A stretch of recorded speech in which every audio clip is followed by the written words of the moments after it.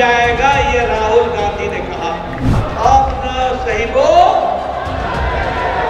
अपना सही बो।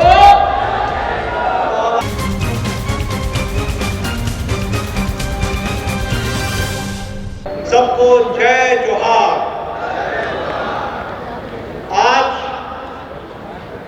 जब मैं माता कौशल्या के जन्म स्थान पर आया हूं और भगवान राम जी के ननिहाल आया हूं, तो सबसे पहले तो मैं इस पवित्र भूमि को नमन करके अपनी बात को प्रारंभ करता हूं। मित्रों, जब हम 13 दिसंबर को याद कर रहे हैं, तो 13 दिसंबर हमें इस बात के लिए भी याद करना चाहिए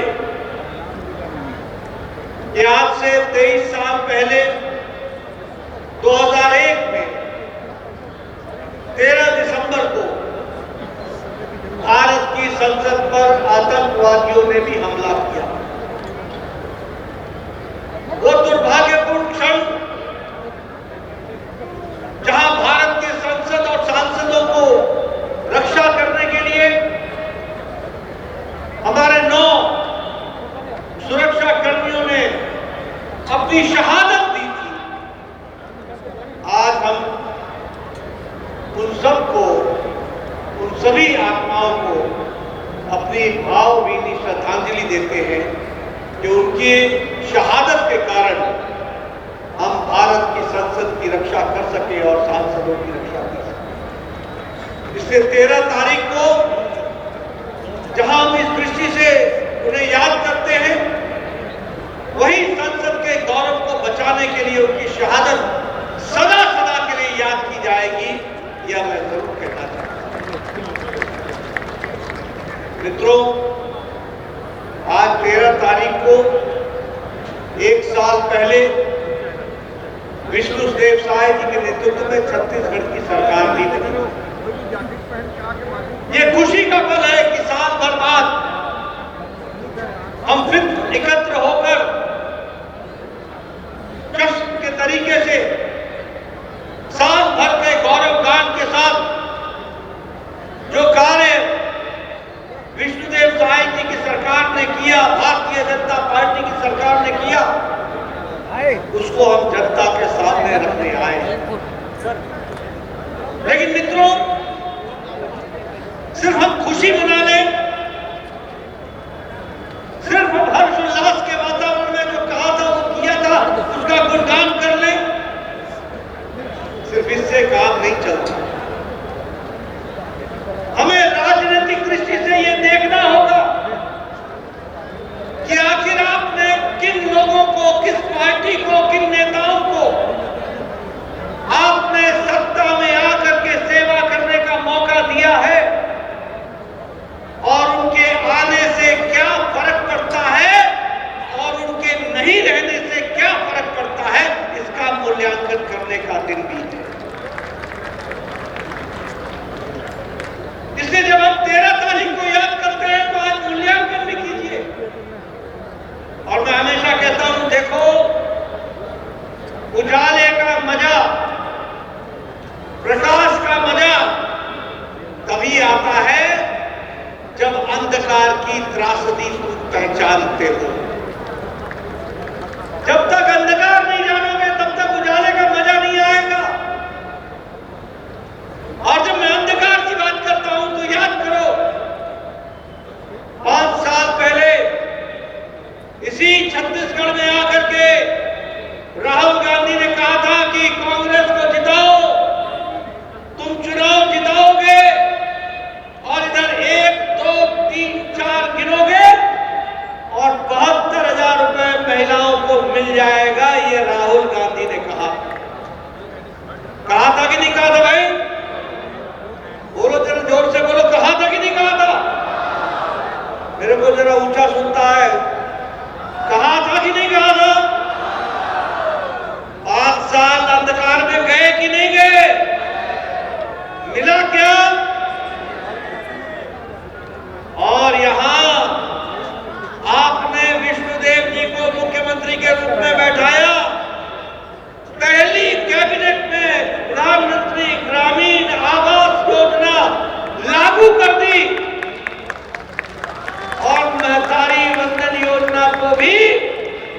पहली किस्त देने की तैयारी कर दी, ये फर्क पड़ता है। बोलो, अंधेरा और उजाले का अंतर समझ में आया कि नहीं आया? आया कि नहीं आया? अब याद रखना, अगर उजाले को संभाल के नहीं रखोगे तो अंधेरा आने में देर नहीं लगती। और इसीलिए मैं छत्तीसगढ़ की जनता को आपके माध्यम से इस बात को बताने आया हूं कि सिर्फ मैदानी योजना की बात नहीं है, ये नीयत की बात होती है, ये नीयत की बात होती है। और भारतीय जनता पार्टी का नीयत, नीति, कार्यक्रम ये साफ दिल से छत्तीसगढ़ की जनता को सेवा करने के लिए समर्पित है। हम सत्ता में, हम सत्ता का जनता की सेवा के लिए उपयोग करने आए हैं और कांग्रेस पार्टी सत्ता का उपभोग करने के लिए आई है। यह अंतर हमको समझना चाहिए। हम उपयोग करते हैं, वो उपभोग करते हैं। हम जनता के लिए मर मिटते हैं, वो जनता को धोखा देकर के अपने घर भरते हैं। इसको हमको समझ लेना चाहिए। और जब तक ये अंतर हमको समझ में नहीं आएगा, इसलिए मैं कई बार कहता हूं कि आपने अगर हमारी सरकार बनाई और यहां लोकसभा में 11 में से 10 सीटें आपने चुनाव जिता करके भेजा, तो मैं छत्तीसगढ़ की जनता को नमन करके धन्यवाद देता हूं कि आपने राष्ट्र के योगदान में अपने आप को आहूत किया। वही छत्तीसगढ़ को नई दृष्टि के साथ चलने के लिए आपने प्रेरित किया है। इसके लिए आपको मैं बहुत बहुत बधाई देना चाहता हूं। मित्रों, भूपेश की सरकार क्या थी? भूपेश बघेल की सरकार क्या थी? भूपेश बघेल की सरकार थी भ्रष्टाचार की, करप्शन की, कमीशन की, क्रिमिनलाइजेशन की, अपीसमेंट की, वोट बैंक की, फूट डालो राज करो, इसी की तो सरकार थी। लेकिन मोदी जी ने नहीं सिर्फ छत्तीसगढ़ में बल्कि सारे देश में एक नई संस्कृति को इजाद किया, एक नई संस्कृति को प्रतिपादित किया। राजनीति के काम करने का रंग ढंग बदल डाला, राजनीति के काम करने का तौर तरीका बदल गया, राजनीति की कार्यशैली, राजनीति की संस्कृति बदल डाली। भाई भतीजावाद को धत्ता दिखा दिया, जातिवाद को समाप्त कर दिया और सबका साथ, सबका विकास, सबका विश्वास, सबका प्रयास, इस मंत्र को लेकर विकास, विकास और विकास की राजनीति को आगे बढ़ाया। और हम उस रिपोर्ट कार्ड की संस्कृति के जनक, हमारी पार्टी मोदी जी के नेतृत्व में आज रिपोर्ट कार्ड की राजनीति।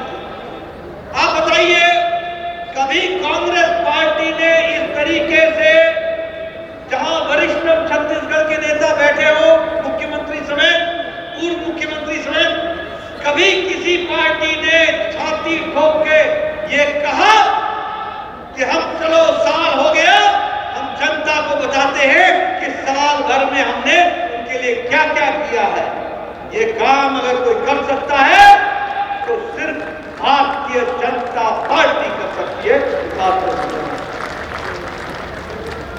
ये रिपोर्ट कार्ड की राजनीति, ये प्रोएक्टिव होना, हमें किसी ने नहीं कहा था कि विष्णुदेव राय जी आप पहली कैबिनेट में भी आप प्रधानमंत्री ग्रामीण आवास योजना को लागू करो। आप रुक सकते थे, आप कह सकते थे कि नहीं रुक जाओ, 1 महीने बाद सोचेंगे।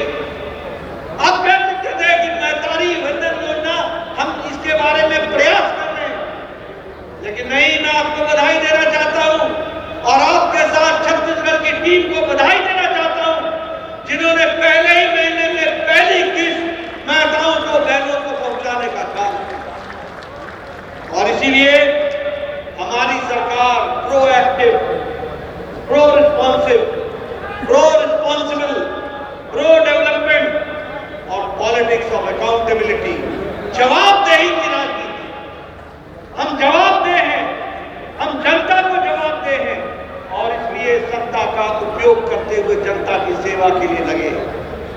मैं एक और अंतर आपको बताना चाहता हूं। कांग्रेस पार्टी, भारतीय जनता पार्टी लोगों की सेवा के लिए बनी है और कांग्रेस पार्टी लोगों का हक छीन करके मेवा खाने वाली पार्टी है। वो मेवा खाते हैं और ये सेवा करते हैं। और इसलिए आपके माध्यम से मैं छत्तीसगढ़ की जनता को आह्वान करना चाहता हूं कि कांग्रेस पार्टी को आराम दो और यहां बैठे लोगों को काम दो ताकि हम आपकी ज्यादा से ज्यादा सेवा करें। हम गांव, गरीब, वंचित, पीड़ित, शोषित, दलित, युवा, किसान, इनके विकास और इनके सशक्तिकरण के लिए हम कटिबद्ध हैं। और ये देखिए, इसी का कारण है कि आज कृषि उन्नति योजना में लगभग 24,75,000 लोगों को 3100 रुपए धान की खरीदी का दिया जा रहा है। बोलो, मिल रहा है कि नहीं मिल रहा है? मिल रहा है कि नहीं मिल रहा है? और उसी तरीके से 3,716 करोड़ रुपए जो भूपेश बघेल डकार गए थे, किसानों का हक मार गए थे, भ्रष्टाचार किया था, आपने विष्णुदेव सहाय जी ने 3,716 करोड़ रुपए पिछले 2 साल का, यानी पिछले साल से पहले के 2 साल का वो अभी बकाया किसानों के खाते में, 12 लाख किसानों के खाते में। ये अंतर है, ये फर्क है जो हमको समझना होगा। उसी तरीके से इलेक्ट्रिसिटी का बिल, बिजली का बिल, सिंचाई के लिए हमारे दलित भाइयों को, हमारे आदिवासी भाइयों को, उनको मुफ्त में देने का निर्णय लिया और उसको धरती पर लागू किया। इसके लिए भी मैं बधाई देना चाहता हूं। अभी आपने सुदर्शन, पद्मश्री सुदर्शन पट्टनायक जी की वो कलाकृति देखी, आपने उसमें देखा होगा कि किस तरीके से आदिवासी भाई, जिनको तेंदुपत्ता का जो पैसा मिलना था उसको 5,500 प्रति बैग बढ़ा करके 14 लाख तेंदुपत्ता के विक्रेताओं को, उनको इकट्ठा करने वालों को, आदिवासी भाइयों को लाभ पहुंचाने का काम ये विष्णुदेव सहाय की सरकार ने किया है। इनको मैं बधाई देना चाहता हूं। महतारी वंदन योजना, अभी सुनने में आया कि कांग्रेस पार्टी वाले बरगला रहे हैं कि यह महतारी वंदन योजना अब नहीं चलेगी, अब नहीं चलेगी। मैं उनको यह जवाब देना चाहता हूं कि महतारी वंदन योजना तो चलती रहेगी, लेकिन कांग्रेस की खोटा सिक्का नहीं चलेगा। ये बात, कांग्रेस का खोटा सिक्का नहीं चलेगा। क्या कहते थे कि महतारी वंदन योजना बंद हो जाएगी। महतारी योजना बंद नहीं होगी, कांग्रेस का भविष्य बंद हो जाएगा। ये बात पक्का है, इसको हमको तय करना है। आपने देखा होगा छत्तीसगढ़ पब्लिक सर्विस कमीशन में आज नौजवानों को नौकरी के लिए पारदर्शी तरीके से परीक्षाओं की व्यवस्था हुई है और मैं विष्णुदेव सहाय जी को भी बधाई देना चाहता हूं। इन लोगों ने, जो भूपेश बघेल के साथी थे, जिन्होंने भ्रष्टाचार किया था, उनके खिलाफ आप एक्शन ले रहे हैं। उनकी जगह और कहीं नहीं है, उनकी जगह जेल में है और आप जेल भेज करके रहेंगे। इसके लिए भी मैं आपको बधाई देना चाहता हूं।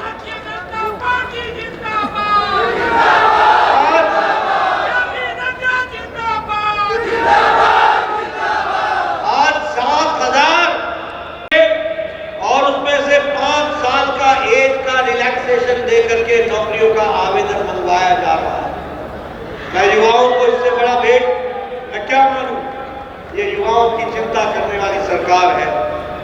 उसी तरीके से गरीबों के लिए प्रधानमंत्री आवास योजना में जहां 2044 करोड़ रुपए इसमें रिलीज किए गए और लगभग 5 बेनिफिशियरीज को 5,11,000 लोगों को इसका फायदा मिला है। वहीं 14 लाख है ना, 14 लाख विष्णुदेव जी, 14 लाख या 18 लाख, 18 लाख लोगों को ग्रामीण में प्रधानमंत्री आवास योजना के लिए आपने उनको स्वीकृति दी है। इसके लिए भी आपको बधाई देना चाहता हूं। मैं यहां ये भी बताना चाहता हूं कि प्रधानमंत्री मोदी जी ने आयुष्मान व्यय वंदन योजना को लागू कर दिया 29 अक्टूबर को, और मुझे खुशी है कि लगभग 50,000 कार्ड बन चुके हैं।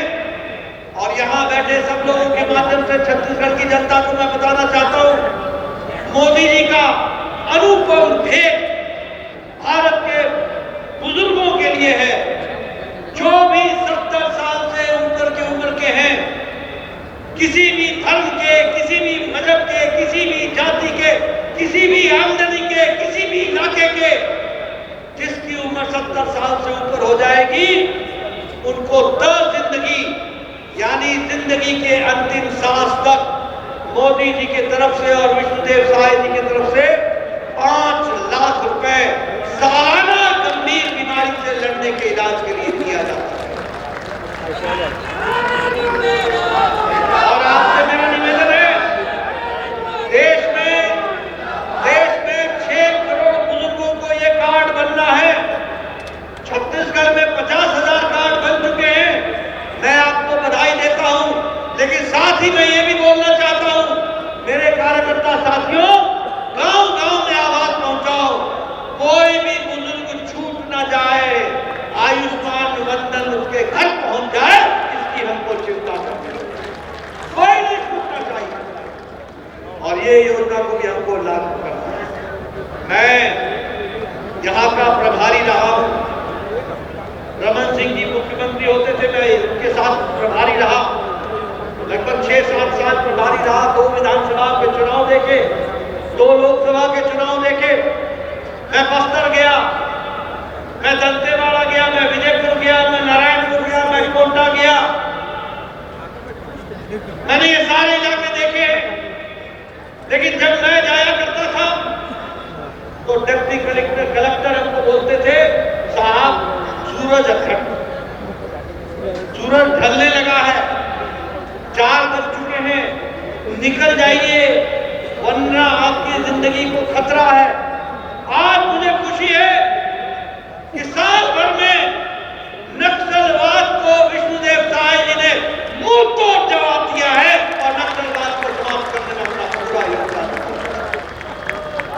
1,500 से ज्यादा लोग या तो गिरफ्तार हो गए या सरेंडर हो गए। 222 लोग की जाने वो भगवान को प्यारे हो गए। मैं सिक्योरिटी फोर्सेस को भी, सीआरपीएफ को और हमारे छत्तीसगढ़ पुलिस को बधाई देना चाहता हूं, जिन्होंने जड़मूल से नक्सलवाद को समाप्त करने के लिए विष्णुदेव साय जी के नेतृत्व में इस काम को आगे बढ़ाया है। उसके लिए मैं बधाई देता हूं। मित्रों, सरगुजा में भी नक्सलवाद था, यह हमारी सरकार थी, रमन सिंह जी मुख्यमंत्री थे। सरगुजा से हम लोगों ने नक्सलवाद को समाप्त किया था और अब बस्तर से हम समाप्त करने की ओर बढ़ चले हैं। आगे इसको आगे बढ़ाना है। मैं फिर से आपको बधाई देना चाहता हूं कि आप इस काम को आगे बढ़ा रहे हैं। मैं यहाँ ये भी कहना चाहता हूं कि आपने नक्सलियों से जो प्रभावित हुए हैं उनके रिहैबिलिटेशन के लिए भी, पुनर्वास के लिए भी आपने बहुत तरीके से काम को आगे बढ़ाया है।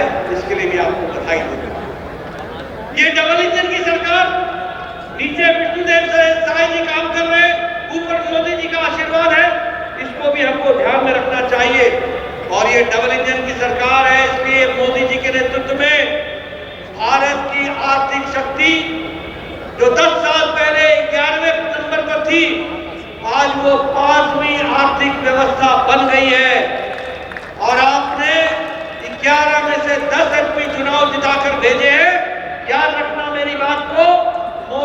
के नेतृत्व में अगले 5 साल के अंदर भारत तीसरे नंबर की अर्थव्यवस्था बन जाएगा। मित्रों, हम यूपीआई में आगे हैं, डिजिटल इंडिया में आगे हैं। यूपीआई में 43% ट्रांजैक्शन दुनिया का भारत में हो रहा है। हम डिजिटल दुनिया में आगे बढ़ चुके हैं। 7 देशों में यूपीआई लागू हो गया है और उसी तरीके से हमारा जो एक्सपोर्ट है वो 62 लाख करोड़ रुपए का हो गया और निवेश भी बढ़ा है। केमिकल में हमारा एक्सपोर्ट 106% बढ़ा है। दवाइयों में हमारा एक्सपोर्ट 128% बढ़ा है। यानी हम दुनिया की डिस्पेंसरी बन गए हैं। इसलिए मोदी जी के नेतृत्व में जहां देश आगे बढ़ रहा है, विष्णुदेव साय जी के नेतृत्व में छत्तीसगढ़ आगे बढ़ रहा है और डबल इंजन की सरकार इसको आगे बढ़ा रही है। फिर चाहे आवास योजना हो, प्रधानमंत्री गरीब कल्याण अन्न योजना हो, छत्तीसगढ़ में 2 करोड़ लोगों को 5 किलो गेहूं या 5 किलो चावल दिया जा रहा है। भारत की अति गरीबी 1% से कम हो गई है और भारत में 25 करोड़ लोग आज गरीबी की रेखा से बाहर निकल करके आ गए हैं। इस बात को भी हमको समझना होगा। मोदी जी ने आपका टैक्स का हिस्सा 5 गुना बढ़ा दिया है। मोदी जी ने छत्तीसगढ़ का ग्रांट रेट 3.5 गुना बढ़ा दिया है। इसलिए डबल इंजन की सरकार का डबल फायदा आपको मिल रहा है। इस बात को भी हमको ध्यान में रखना। विकास की दृष्टि से देखा जाए तो चाहे स्मार्ट शहर की बात हो, अटल नगर हो, बिलासपुर हो या रायपुर हो, लगभग 2000 करोड़ रुपए खर्च हुए हैं।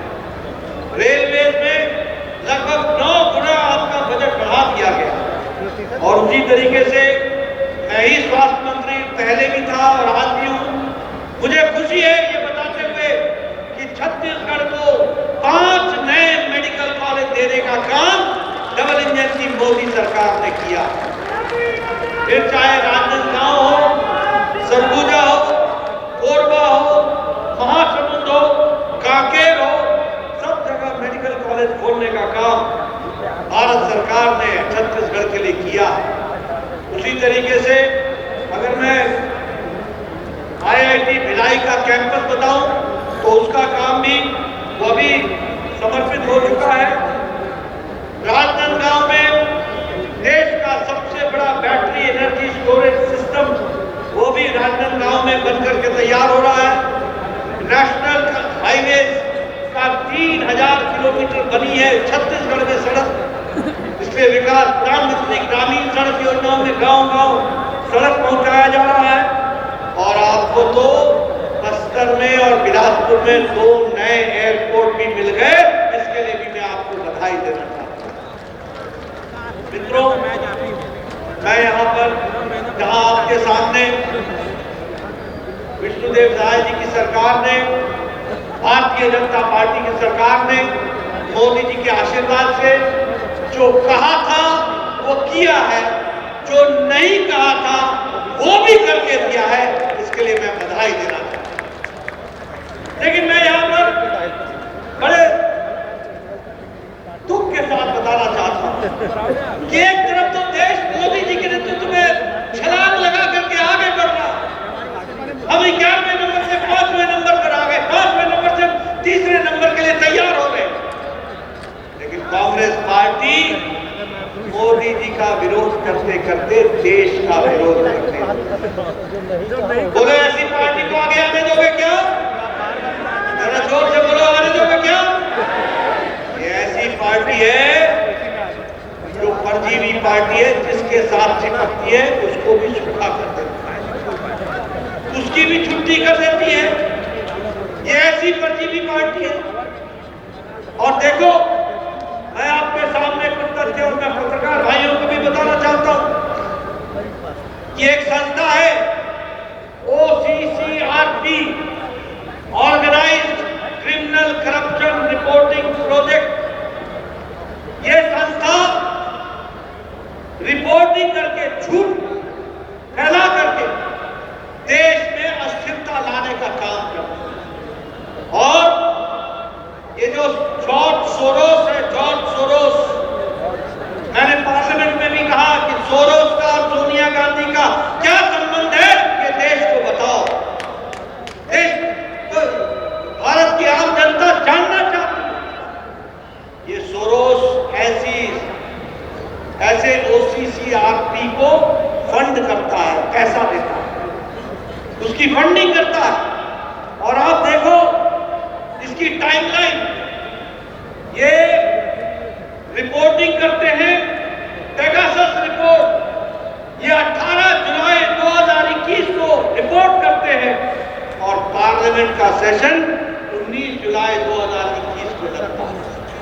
यानी जब जब पार्लियामेंट लगेगा तो देश में अस्थिरता लाने के लिए गलत खबर को चलाओ और यहां उसके भोंपू के रूप में बोलने का काम leader of the opposition Rahul Gandhi करते हैं।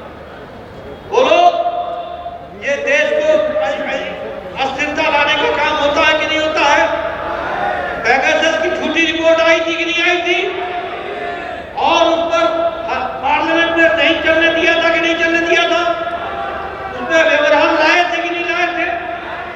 उसी तरीके से बीबीसी की डॉक्यूमेंट्री 2002 की गुजरात राइट पर इसकी रिपोर्ट 17 जनवरी 2023 को आती है और 30 जनवरी को पार्लियामेंट लगती है और पार्लियामेंट में इस बात को उठाया जाता है। ये क्या संबंध है OCCRP, जॉर्ज सोरोस और राहुल गांधी और सोनिया गांधी का? यह भारत की जनता जानना चाहती है।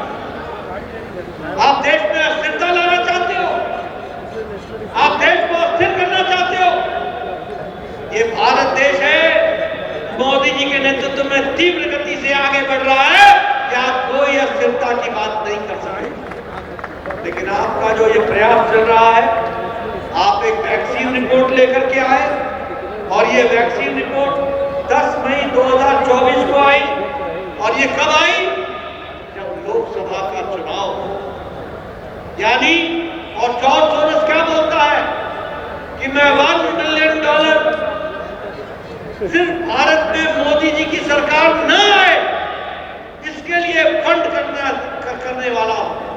और ये कांग्रेस पार्टी के लोग जॉर्ज सोरोस की भाषा को भारत में बोल रहे हैं। बोलिए, ऐसे देशद्रोही जॉर्ज सोरोस जो देश के खिलाफ षड्यंत्र करता है, जो देश के खिलाफ षड्यंत्र को आगे बढ़ाता है, ऐसे लोगों को परिश्रय देने वाला और इनको साथ खड़े होने वाले लोगों को आप आगे आने दोगे क्या? आने दोगे क्या? जरा जोर से बोलो, आने दोगे क्या? मित्रों, आज कांग्रेस पार्टी जहां राष्ट्रीयता इंडियन नेशनल कांग्रेस कहलाती है, वह नेशन के इंटरेस्ट को दांव पर रख करके अपनी गद्दी पर बैठने की साजिशें रखती है ये इंडियन नेशनल कांग्रेस। और इसलिए मित्रों, मैं आपसे ये निवेदन करने आया हूं कि आप सब लोग सचेत रहिए। ये भूपेश बघेल हो या दिल्ली में राहुल गांधी हो, आज प्रियंका गांधी पार्लियामेंट में भाषण देते देते अपनी ही सरकार की बुराई कर गई, हिमाचल की सरकार की बुराई कर गई और कहने लगी कि किसानों का और बागवानों का बुरा हाल है। ये ऐसे लोग हैं जिनको सत्ता की कुर्सी हासिल करने के लिए ये भी नहीं पता चलता क्या बोलना, क्या नहीं बोलना, क्या सही है, क्या गलत है। ये ऐसे लोग।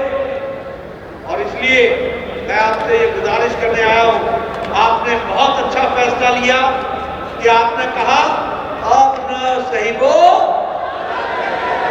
अब न सहिबो, तो अब आपने बदल के रहिबो, आपने बदल दिया और आपने सही बदला है।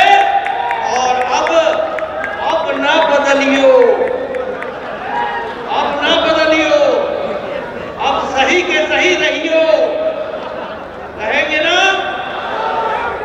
और मैं फिर से भारतीय जनता पार्टी की सरकार के 1 साल पूरे होने पर विष्णुदेव साय जी को और उनकी टीम को, सभी मंत्रीगण को, सभी विधायकों को बहुत बहुत बधाई देता हूं और सभी कार्यकर्ताओं को बधाई देता हूं।